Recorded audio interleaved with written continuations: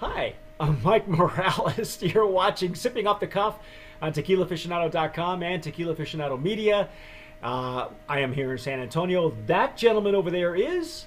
Rick Levy in San Diego. And Rick and I are going to walk everybody through the Armero line of tequilas. If you have watched our introduction, you saw how we broke it all down, and that we're going to do something completely out of the norm for us as Sipping Off the Cuff. We are going to try these as flights, so you don't have to, okay?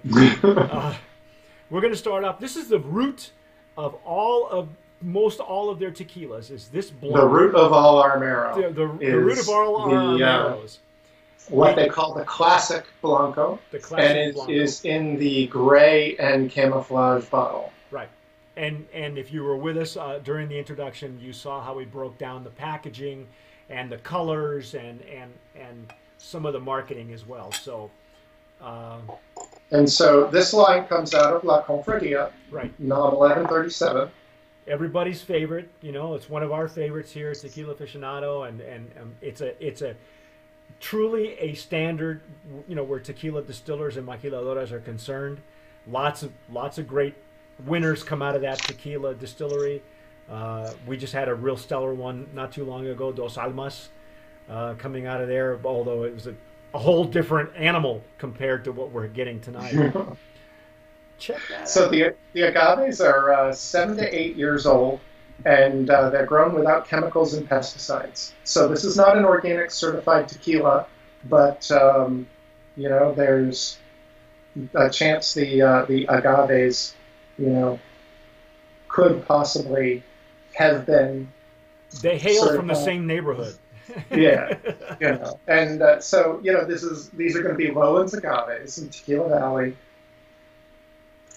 This is a 2 times distilled Blanco, which is different, coming out of La Confradia. We're used to La Confradia doing a 3 times distilled. This is a 2 times distilled. This is only double distillation. It's very, very pristine.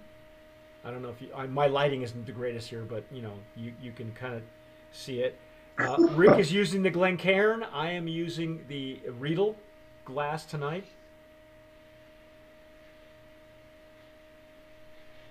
It's pretty. It's got a pretty nose. It's got a big nose too. Yeah. You know, lots of agave. It's got some excitement there. There's no alcohol either. I'm not getting again for just to let you all know and to be upfront. We've had these bottles since late last fall, but we have been struggling with how to present this to you, the viewers, so that nobody gets confused because there's so many iterations. So we're doing it as flights, and these bottles, my bottles have been opened, and I so Rick's has too, but there's hardly any alcohol at all. It's just nice agave, really pretty nose. You know, it's got a lot of agave on the nose, and you know, of course, at La Confradia, they're baking in masonry ovens, and then they ferment with natural yeasts in open vats. And so also around La Confradia, there's a lot of fruit trees. And so you might be able to pick up some floral aromas. The official flavor profile notes that we're getting tell us that there is some citrus and there is flowers in the tequila. And I do get a lot of citrus out of this on the very top of the nose there. And I think I'm picking up some mineral notes, like you might expect from the water there in the valley, you know, closer to the volcano.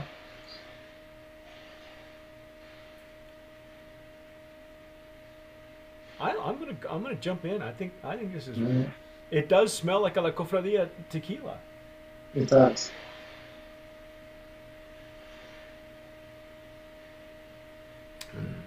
It has a bigger nose than the you know, like a Casa Noble Blanco or Señorío or one of those. It's the nose very is agave forward on the nose. It's bigger. It's bigger. There's some slightly bitter notes on the finish, but nothing Nothing out of the ordinary that you wouldn't expect, you know. And there's big pepper as well. Yeah, there is lots of pepper, and it's got some good structure on it. I mean, it's a hearty tequila. I'm really surprised how hearty it is for double distillation. Because we're so used to that triple and maybe even quadruple distillation coming out of La Cofradia that it's really nice to taste the double distillation version and find that it's even bigger on the agave notes than the 3 and the 4 and the 5 distilled. Yeah, I would say this has some machismo to it. I like it. Yeah. It's a. I mean, I can see where he put it in a grenade, pack. It's the one in the grenade pack. All right. Well, from there, I think the next thing we should pour would be the 4 times distilled Blanco, which they call the Extreme. The Extreme. And that is in the white grenade bottle. The white grenade bottle, ladies and gentlemen. Yes. Again, we're gonna go through these like this so that you don't have to. So when you see the white one and you want to try, that's the one you want to try. Cool. Then you'll know which one. And this is considered the what is it? What does it say on the neck tag? This is the Extreme. The Extreme.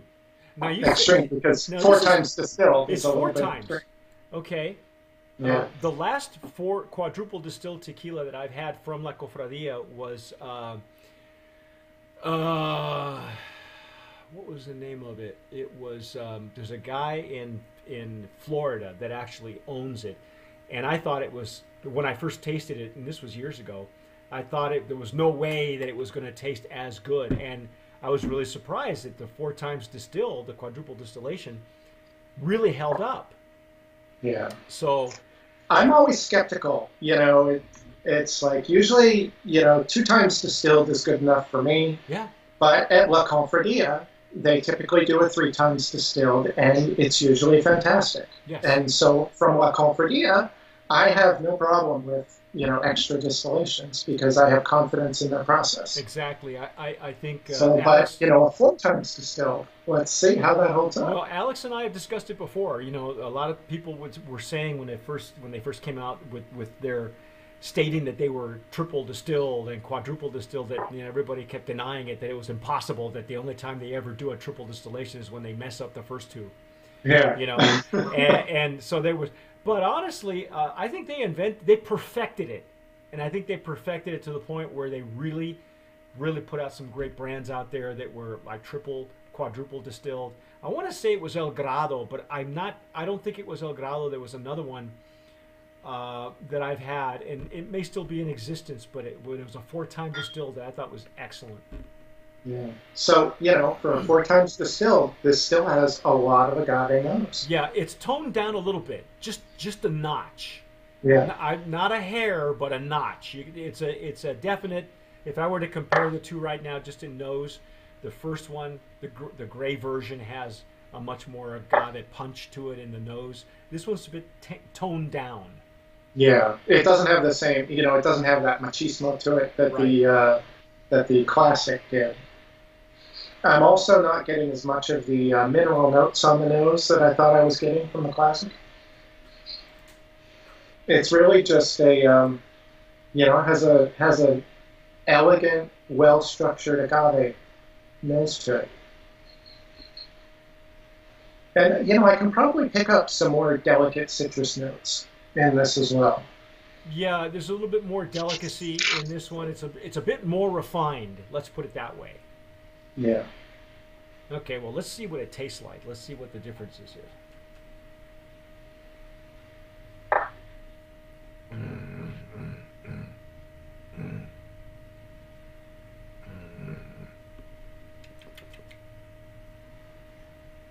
This is kind of more what I'm used to, Rick.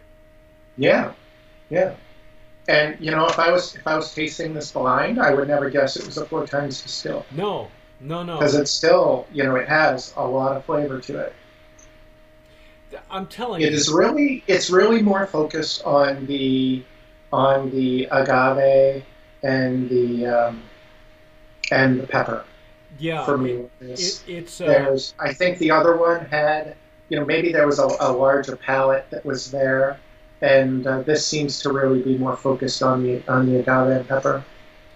It is, like I said before, it's a more refined version, you know, but we're skipping the 3 times distilled. You know, it goes from 2 times distilled to 4 times distilled, but it really holds up, Rick. It certainly does. It's more of what, if you've had enough of these tequilas from La Cofradia, you've come to expect. Okay. Yeah. And I would say with this one, if I was, hanging out with, a couple of rowdy guys and we were going to sip on a bottle for the night, I'd probably go for the one with some more machismo. If I was going to be throwing a party with, a larger variety of people there, this is probably, I would reach for this Blanco over this one because I think this one is well suited to a wider audience. I think so too. I think if you're not used to that agave punch in your face, like the first version, this would, like I say, this one's much more refined. I'm kind of anxious to see where this one's going to lead us. All right, so let's pour it. Now this one is the silver. They call it the silver. It's more of a suave because it's been rested in barrels for 40 days. And so, of course, they can do that as long as they take it out for 2 months. I would imagine. So this was it was in medium toast used American bourbon barrels. And so I would imagine they're doing some filtration after the fact to still, get it. It's not. Did they say how long they're resting it? Let me see, because I don't. 40 days. 40 days? Yeah. Okay. All right. Because it doesn't look like the Herradura Blanco Suave. It doesn't have that. It doesn't, at least not yet. It doesn't look like it's got a pale, like a pale tinge. You would expect it to have a tinge to it. Yeah. And it's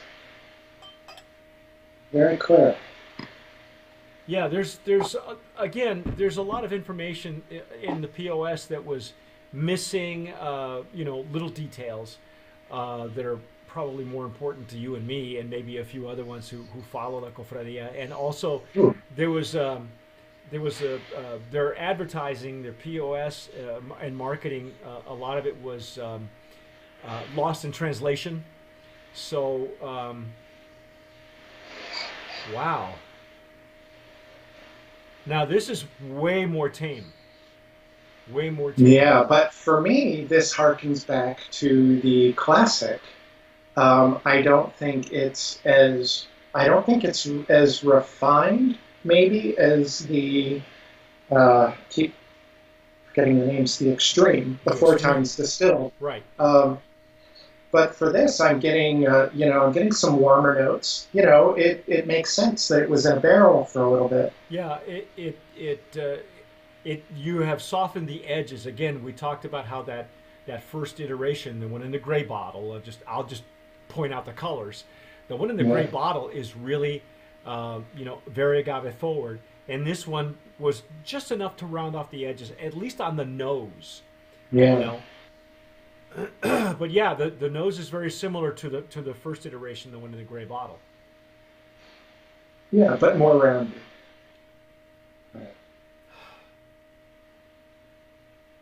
And as you can see, there's even though it probably technically or may not be considered a Blanco Suave, there's no actual tinge to it.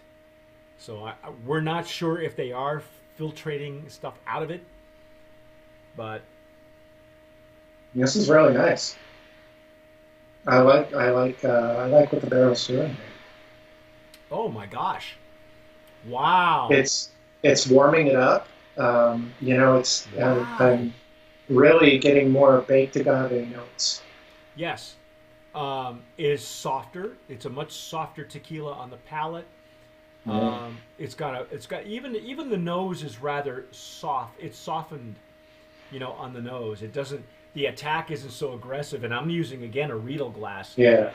So I can only imagine what the attacks are like, in the nose are like in the Glencairn must be more pronounced. Yeah. Now the information we have here is that It is more of a full body, creamy but soft and refined at the palate, and I do agree with that. I definitely agree with that. It is. Yeah. It is more. Certainly, the texture is more creamy. Yes. Absolutely. Yeah.